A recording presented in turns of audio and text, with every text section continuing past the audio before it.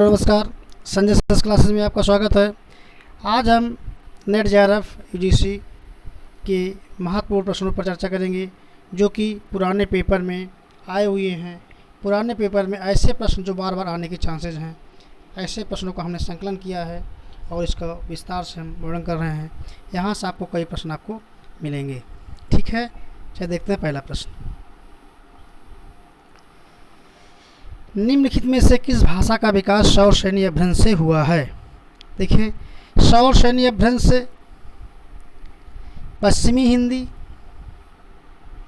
सौर श्रेणी अभ्रंश से पश्चिमी हिंदी, गुजराती, राजस्थानी, मराठी, ये जो भाषाएं हैं तो सौर श्रेणी अभ्रंश से हुआ है। इसमें विकल्प आपका पहला सही हो जाएगा।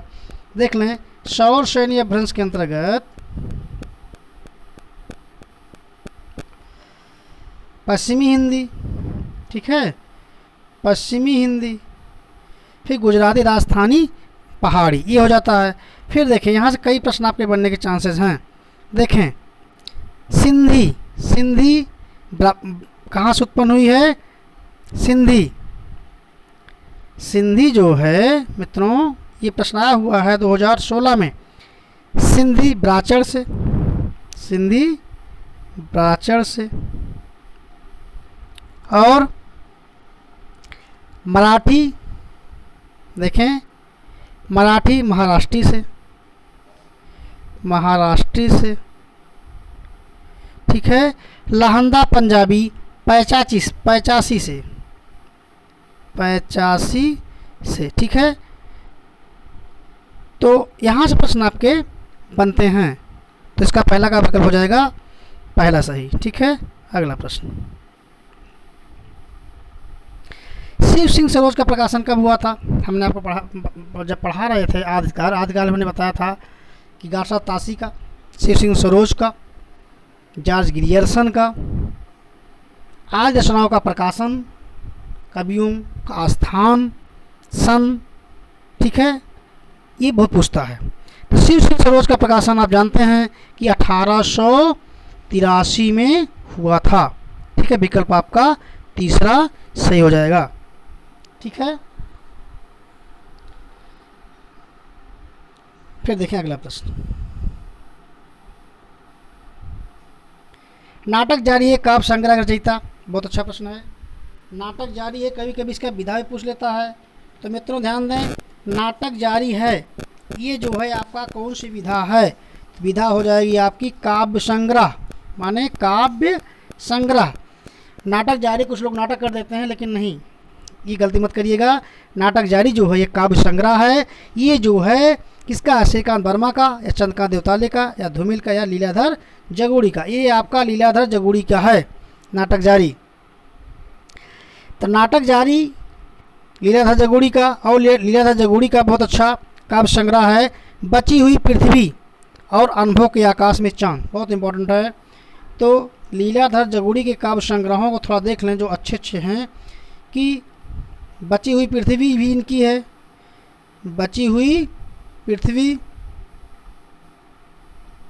हम केवल अच्छे प्रश्न को आपको बताएंगे, और अनुभव के आकाश में चांद भी लीलाधर जगुड़ी की है। ठीक है, श्रीकांत वर्मा के बारे में थोड़ा अध्ययन कर लें। श्रीकांत वर्मा से हर बार एक प्रश्न पूछता है।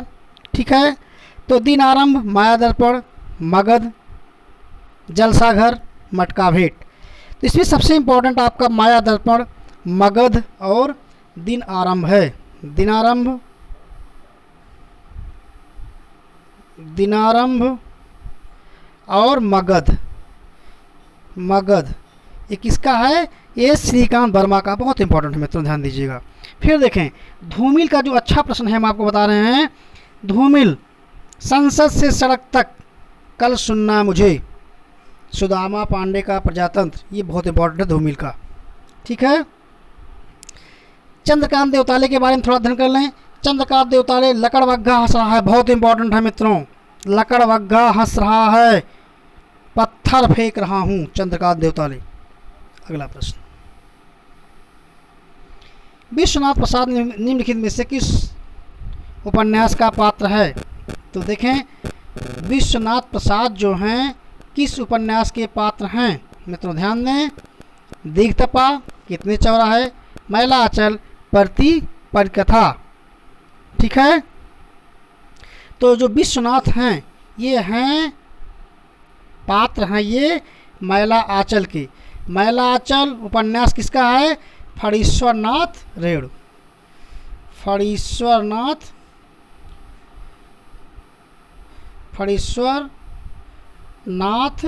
रेणु का है, बहुत इम्पोर्टेंट है। यहाँ से थोड़ा देख लें कि जो अच्छा प्रश्न आपके बन सकते हैं,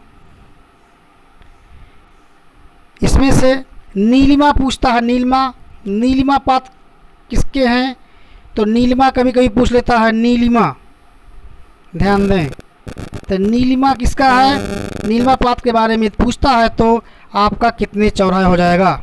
ठीक है, आगे चलें।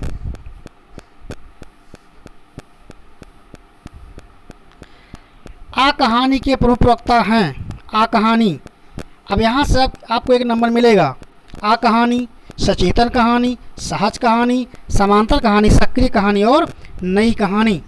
आ कहानी जो हैं इसके प्रवक्ता जो हैं गंगा प्रसाद विमल हैं। पहली चीज़ हो गया। कभी कभी प्रकाशन का क्रम भी पूछ लेता है मित्रों, ध्यान दीजिएगा। तो सबसे पहले आ कहानी होगा, आ कहानी 1960, क्योंकि हायर एजुकेशन में क्रम बहुत पूछता है। फिर सचेतन कहानी महीप सिंह, सचेतन कहानी महीप सिंह का 1964। ठीक है, तो यदि क्रम पूछता है तो आ कहानी गंगा प्रसाद विमल हो जाएंगे, फिर सचेतन कहानी 1964 महीप सिंह, फिर सहज कहानी 1968। 4 साल जोड़े हैं, 60, 4, 64, 4, 68, 4, 72। इतना क्रम आप याद कर लेंगे तो आपको एक नंबर क्रम बनाने के लिए आपको मिल जाएगा। आ कहानी 1960 गंगा प्रसाद विमल, सचेतन कहानी 1964 महीप सिंह, सहज कहानी 1968 अमृत राय, समांतर कहानी बहुत इंपॉर्टेंट है कमलेश 1972, सक्रिय कहानी राकेश वत्स। नई कहानी पूछता है, नई कहानी। ठीक है, नई कहानी 1956।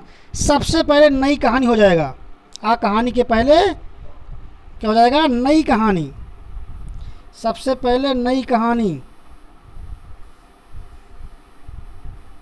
नई कहानी 1956, तब आ कहानी बनेगा। मैं तो ध्यान दीजिएगा, नई कहानी के प्रवक्ता प्रवर्तक कौन है, राजेंद्र यादव, मोहन राकेश और कमलेश्वर। नई कहानी बहुत इंपॉर्टेंट है 1956। ठीक है, तो इसमें इसके प्रवर्तक कौन है, राजेंद्र प्रसाद, मोहन राकेश और कमलेश्वर।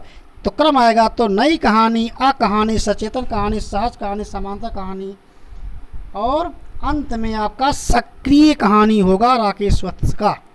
ठीक है, अगला प्रश्न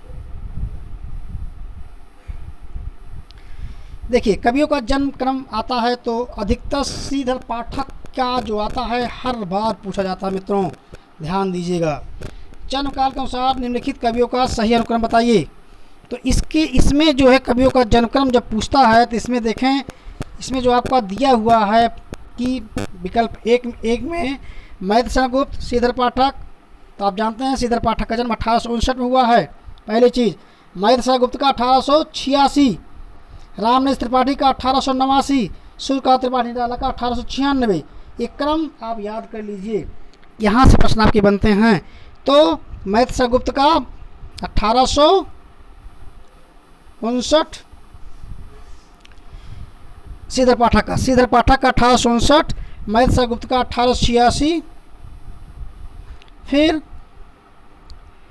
रामनेश त्रिपाठी का 1889।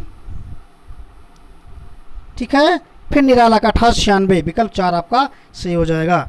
हम आपको केवल इंपॉर्टेंट क्वेश्चन जो बार बार रिपीट होने वाले प्रश्न हैं ऐसे प्रश्न पर चर्चा कर रहे हैं। ठीक है, जो भाई बहन चैनल पर नए हो चैनल को सब्सक्राइब जरूर करें और वीडियो को लाइक शेयर भी करें जिससे अन्य भाई बहनों को फ़ायदा हो। अगला प्रश्न देखें। प्रकाशन की दृष्टि से प्रसाद के नाटकों क्रम, प्रसाद का नाटकों का क्रम बहुत पूछता है। सज्जन, कल्याणी, पैड़य, जन नहीं, ऐसे क्रम जो आता है आपका बहुत इंपॉर्टेंट है। सज्जन, राशि, विशाख, अजातशत्रु, जन्मेजय का नागयज्ञ, कामना, स्कंदगुप्त, एक घूंट, चंद्रगुप्त, धूप सामनी। अंत में चंद्रगुप्त 31 धूपश्रावणी 1933 में इसका प्रकाशन हुआ था। ठीक है, तो इसका देखें सज्जन 1910, सबसे सज्जन पकड़िए, अंत में धूपश्रावणी, तो विकल्प आपका पहला सही हो जाएगा, समय आपका पूरा का पूरा बच जाएगा। ठीक है, तो नाटकों के क्रम में आप मुख्य मुख्य नाटकों का क्रम याद कर लें, जैसे जयशंकर प्रसाद का, जगदीश चंद्र माथुर का, सुरेंद्र वर्मा का, ऐसे महत्वपूर्ण कवि हैं जिनके नाटकों का क्रम आप आसानी से याद कर लीजिए और पेपर में आपको निश्चित रूप से मिल जाएगा।